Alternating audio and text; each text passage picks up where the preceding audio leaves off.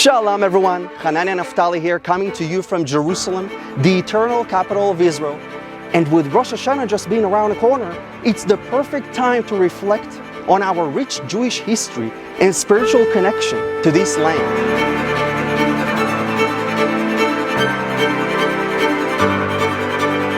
Jerusalem has been the focus of Jewish prayers, dreams, and yearnings for over 3,000 years.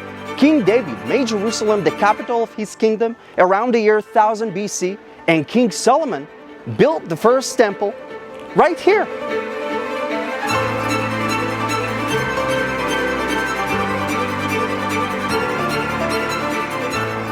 But did you know that in biblical times, the first month of the Jewish year actually occurred during Passover, which corresponds to April?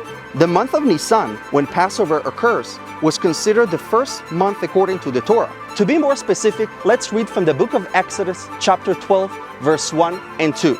And the Lord spoke to Moses and Aaron in the land of Egypt, saying, "This month shall be unto you the beginning of the months.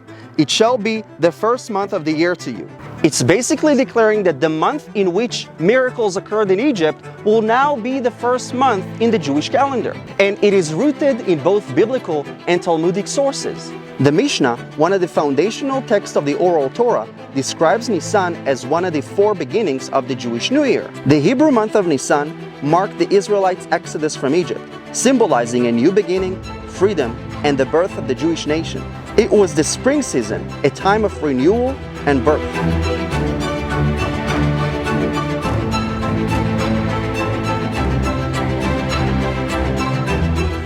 But why this shift to celebrating the New Year in the Hebrew month of Tishrei, which occurs around September and October?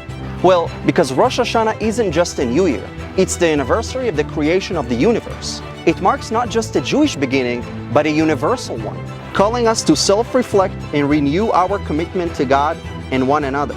So, as we welcome Rosh HaShanah, let's be thankful for the lessons from our past that help guide our future. The Jewish people have not just survived, but thrived, keeping our traditions against all odds. With the sound of the shofar, let us awaken our spirits and look forward to a year filled with peace, health, and prosperity. Here in Jerusalem, and wherever you may be, I wish you Shana Tova Umetuka, a good and sweet new year. And please don't forget to subscribe to my YouTube channel and like this video for more amazing content from our beautiful Israel and amazing traditions.